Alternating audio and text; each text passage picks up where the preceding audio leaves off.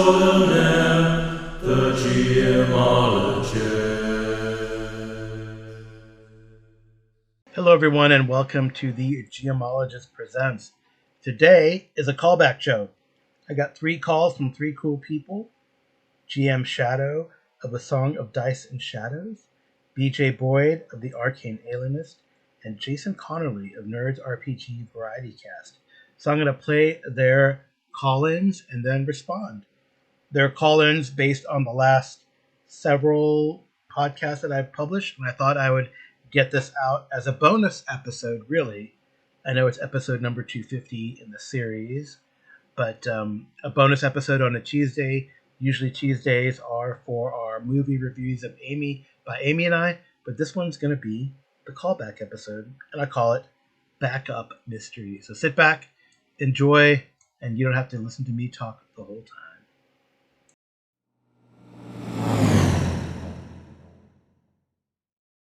Hey Carl, it's Barry here from A Song of Dice and Shadows. Just calling in about the mystery episode you put out recently. I'm also being kicked by Jason because I'm bad at calling in when I have loads of stuff to say, so he's going to give me a kick to make sure I actually ring in this time and actually tell you something. So you know I'm actually listening to your show as well, apart from anything else. I don't really have an awful lot to add on it, to be honest. I mean, your interview pretty much covered most things, I would say. Sorry, Jason. The one thing I did sort of think about that maybe came up that I think about a bit that wasn't mentioned is about the idea of like kind of false leads, red herrings. Now, I don't kind of like them if that's all they are. So I think to put it in context, when I'm designing a sort of mystery type thing, I will sometimes have leads where it sort of makes you try to think there's a suspect, but that suspect ends up not to be the person involved. But what I don't like is where that leads nowhere. And, you know, in films and books and TV shows, that's quite common, but the pacing is different in those. And I think when it comes to a game of D&D or whatever else you're running, that it is a game and the players get frustrated if there's too many leads that don't lead anywhere, essentially. So what I have done in the past is I'll always give them something. So analogy in my head is always that if you imagine, like, you know, a dungeon is a dungeon and, you know, you're looking through rooms and stuff, and in a mystery, the dungeon is the, you know, the clues and the places they're going to, and the treasure, I guess, is the information. You're kind of on information gathering rather than treasure gathering. You try to get those clues, those bits of information to either build up your case or find out who the real perpetrator of the crime is. And so if you imagine that if your characters were going down dungeons and going through endless rooms and corridors, and at the end there was nothing there, they'd eventually get peeved off about going down these corridors, and they would just stop looking down half of them because they could be wasting the time, you know, trying to look for stuff that might be a dead end. Whereas if you lead them down this slight side chain, but at the end of it there's even just a few gold pieces or maybe, you know, a bit of jewelry or whatever kind of thing, they will take that chance when they see those doorways to think, well, it might not have much in it, but it might just be that bit of jewelry there which we can always sell or get XP for. And it's a real kind of motivator. It's like that partial reinforcement from gambling almost, that if there's a chance there's even a slight reward to it, they're more likely to take it. And I guess to give an example of that, when I did the mystery that Jason keeps going on about, there was essentially the main sort of kick of it was there was a blacksmith who was murdered, essentially. And when they were asking around, they found out who the last person people knew who'd seen him was, if that makes sense. Bad grammar coming out there this time in the morning. And essentially there was a woodsman who lived outside of Minas Tirith, because we're playing MERP, who had gone to see this blacksmith. So they went to investigate this guy, and when they got there, it turns out it had nothing to do with it, no real connections, but he did have a story to tell about these strange people he'd seen through the woods and wandering through, and that, whilst it wasn't an ultimate answer to the mystery, was actually a clue to something that was going on and kind of led them later on to kind of make some connections around what was happening. And so that's the kind of thing I mean. It's like, you know, they went to see this guy, he wasn't connected, but he had something to say, which ended up adding a piece to that puzzle. And I think that's something I find anyways quite useful. And obviously if I find it useful, it must be amazing and great advice. But anyway, I just thought I'd kind of share that bit because I think that was something that's kind of useful to say. But otherwise, yeah, I don't think I have an awful lot to add. And I'll shut up now because that's 3 minutes I've been rambling on for. Anyway, Carl, take care and I shall speak to you soon. Thank you so much, Barry. That was Barry, GM Shadow of A Song of Dice and Shadow podcast.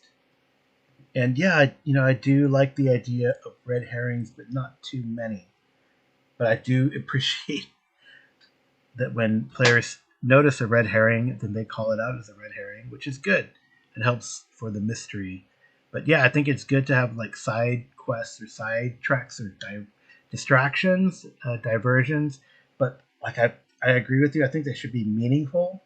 I know in my Traveler adventure, I've dropped some potential future adventure hooks, that aren't really part of the investigation, and I hope the players recognize that, but could lead to something very interesting. And I think that's a cool thing to do. Thank you so much, Barry. I love that that was Barry, GM Shadow, like I said, at 1.5 times speed, and he gives some great insight on the nature of mysteries and how to run a mystery. And I've heard a lot of good things about the MERPS mystery that he ran that Jason Connerly mentioned. So, again, thank you so much, Barry. No worries about calling in. I know sometimes it's hard to do, but I appreciate you calling in and giving your insight and giving me some ideas on how to augment and run some mysteries in the future. So we did have a session. It's been about a month just scheduling, but we did have a session of our ongoing Traveler game where I'm running action aboard the King Richard, a classic VASA Traveler supplement. I put it in a different location and I'm running a murder mystery. One of the really rich people on board this luxury liner was killed, and the players have 5, now 4 days to solve the mystery before they precipitate out of jump space into the Gliston system. So far so good.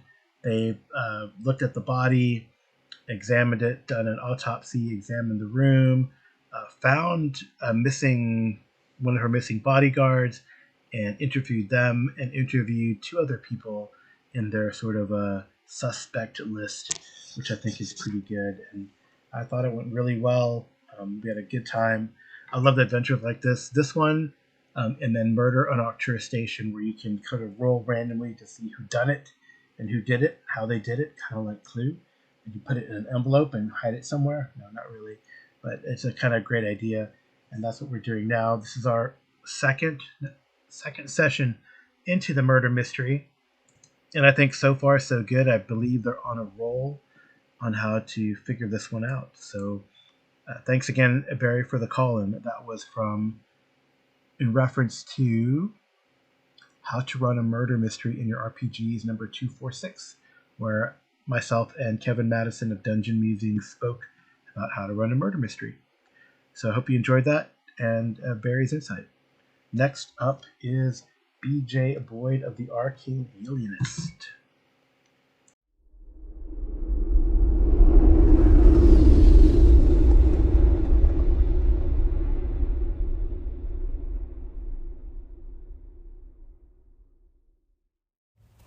Hey, Carl, it's BJ.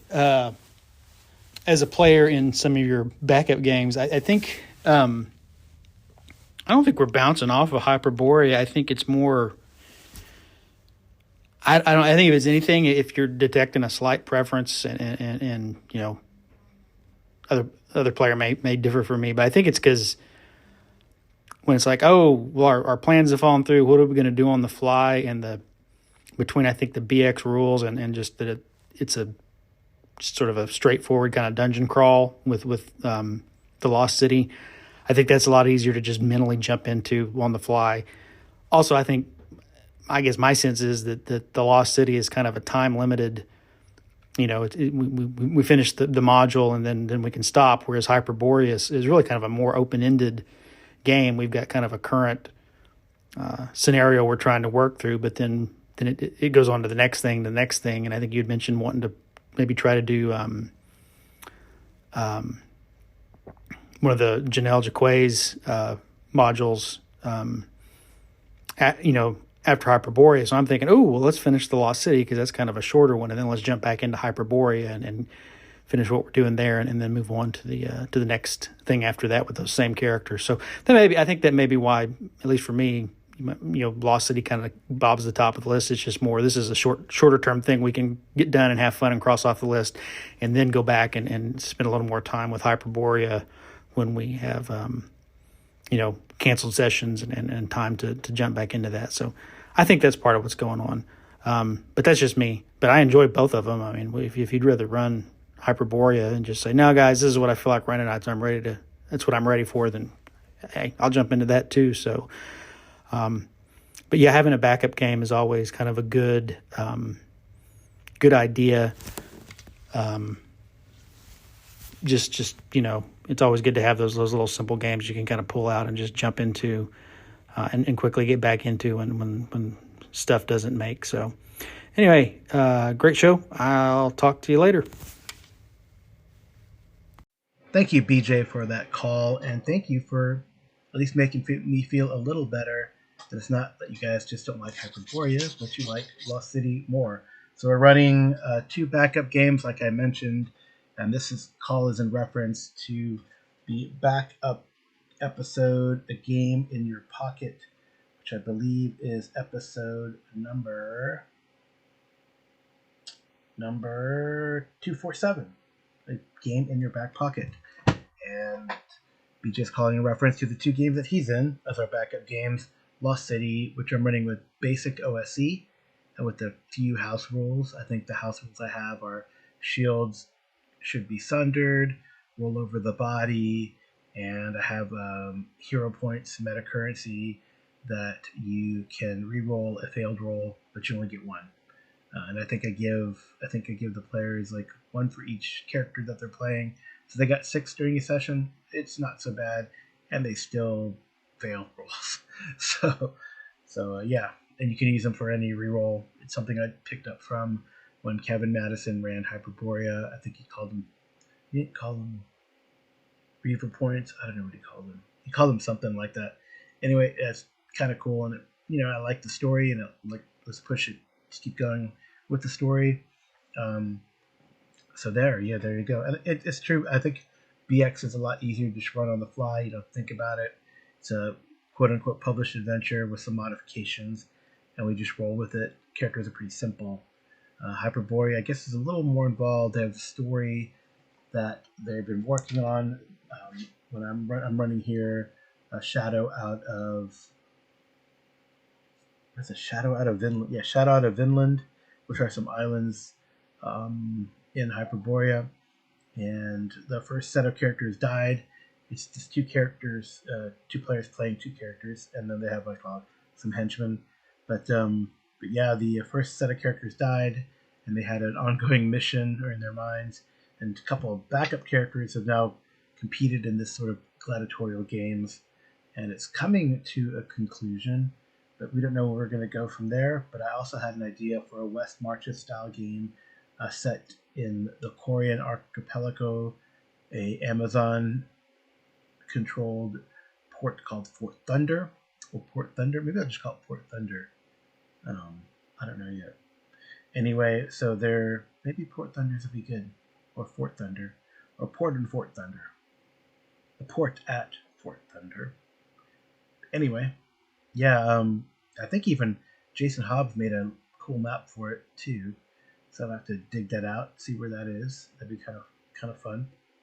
So you can imagine like a little fort town with some docks and some sort of a palisade around it in this wilderness area, in the middle of which, though, is a statue of Zeus, which is a god that the Amazons worship. So yeah, that would be kind of fun to do as a West Marches type game. And I don't know if we'd have these characters go there or just start anew in a West Marches type game. I've started this with my home group, and it'd be fun to just do this is your home base.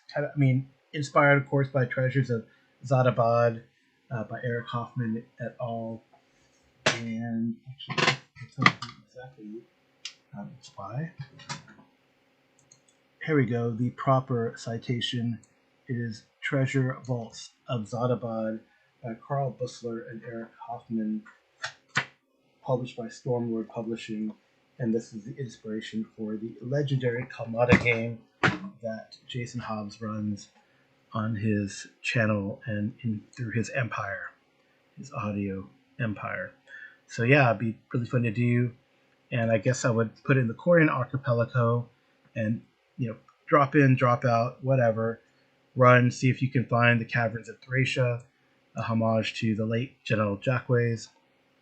But then you can explore. You don't have to do that. That's one of the rumors you can pursue. But there's other things going on the island. That there are Ixian traders around, and maybe other polities. The Ixians have a small settlement. The Amazonians don't like the Ixians. There might be Ixians looking for something specific on the island as well, not just the caverns of Thracia, but something else. So yeah, there's definitely things to pursue on the initial island in the that you're on in the archipelago and surrounding. So yeah, it'd be kind of fun to run the Quarian archipelago West Marches style game. So I hope we can get to that at some point, BJ. And thank you so much for the call. I really enjoy. You bring a lot to the table when you play. I'm glad you're playing in my games. I'll talk to you soon. Carry on, my wayward son. There'll be peace when you are done. Lay your weary head to rest. Don't you cry no more. Hey, Carl, Jason here. Listen to your recap, your weekend with good friends. Interesting stuff. So maybe, I know you've talked about before, but for any new listeners, you might want to talk about the differences with bonds for Delta Green for a convention game compared to a campaign game. How do you modify the system and how the players can evoke bonds when you're doing that one shot compared to a campaign game? As far as the games that you want to run, you talk about characters being shrunk down, if I heard that right. Eric Lamoureux did one of those. You can find it with, I forget the name of the company because I'm in the car right now, but it's a company he did some work for earlier at Savage Worlds when I was going to do a Doll Man versus Dynamic Toys game for a convention I wasn't able to make. I was looking at that and using Savage World, so that might be worth looking at for if you're doing an adventure where people are shrunk down. But good stuff. Oh, the other thing I was going to say, this isn't really, I think it's related to what you're talking about, but as far as those pictures that you guys found online of the dwarf and like the Twilight 2000 thing and all that, I'm not a Shadowrun guy. I'm a Cyberpunk 2020 guy, but Shadowrun at least does it pretty decently for world building. The idea that, we had our modern world the way we know it, and then you have a change and people mutate, and all of a sudden you have dwarves and elves born and stuff like that. So it explains why technology is where it is compared to a world where you've got, basically it's D&D, but in the 21st century, right? Or the 20th century, where we've had these different species all along. And because if you had magic and you had elves and dwarves all along, there's no way in heck our world or our technology would look like it does now. So that's one prop I'll give Shadowrun and its world building, is that it makes sense to have a world that looks familiar to us but has demi-humans mixed with humans, where games that in theory the demi-humans have been here the whole time and interacting the whole time, it doesn't make a lick of sense that it would look like it does now. So I'll give it that, even though Shadowrun really shit the bed with the meta plot thing back in its heyday. But anyhow, great episode, and I will talk to you soon. Bonds in a con game. Right. So it's very much like in DCC where you burn physical stats to give yourself spell points. There really are no repercussions, unfortunately, in the course of the game. So why wouldn't you try to do it if it's possible? I just think a lot of people don't really know about it. But here's what you can do in Delta Green. You can project onto a bond. When your agent loses sanity, you may spend willpower to reduce the loss. The amount is always 1d4. Roll the die and reduce your willpower by that much. This is in the Agent's Handbook on page 74 on the PDF. Now, reduce a bond score by the same amount. So in campaign play, the next time your agent interacts with the subject of the bond, decide what shape the projection takes. Does the agent grow hostile and angry, irrationally blaming his or her loved one for the imagined wrong? Does the agent abandon the loved one in favor of relationships with less importance and meaning? The stresses faced by Delta Green agents often wrecks families and relationships and gives them strength. But again, that really doesn't happen in a convention game, though they can use that. Use that tool, that is, to prevent sanity. Also, in repressing sanity, sometimes it's easier to cope with mental trauma If you pull strength and motivation from your relationships that give life meaning, you may attempt to repress a blind panic of temporary insanity or an acute episode of a disorder by spending willpower points. The amount is all as 1d4, roll the die, and reduce your willpower by that much. If your agent still has at least one willpower after spending the 1d4, describe how a bond might help your agent keep it together, and then reduce the bond by that much. So in the same way, now attempt a sanity roll. If it succeeds, your agent suppresses the insanity or disorder and behaves normally. Either way, in campaign play, you would have to note to describe later how the bond has strained because your agent has taken so much support from it. And I believe I kind of did this as sort of a coda or an epilogue at the end of the first session of Emergency Stent. Did we really do that? We really didn't do that or have time in the second 2 episodes, but I think that's a great idea, is to really allow, that's what I would do in a convention, given time. I would say, wow, this is what happened in the adventure, assuming the character survives the adventure, because I've been in convention games where it doesn't matter and everybody dies. So then it doesn't matter if you use the willpower to reduce your bond. But it would be a nice like little epilogue, or when the player characters went back, into reality and civilization, how did they handle what happened, and how is a bond affected? And I think that could give a pseudo sort of campaign feel or flavor to put the con game, into its proper context. I think that would be a great idea. But that's how you use bonds. That is on pages, again, 74 and 75 of the Agent's Handbook, in the Delta Green Agent's Handbook. So by the people who make it. These, Welcome to the Apocalypse peoples. Yeah, it's a good, by Arc Dream Publishing, by the way. So yeah, it's a really neat idea. I think I will. I mean, that's a great. I have to track down that Eric Lamoureux adventure. That's the second thing you mentioned.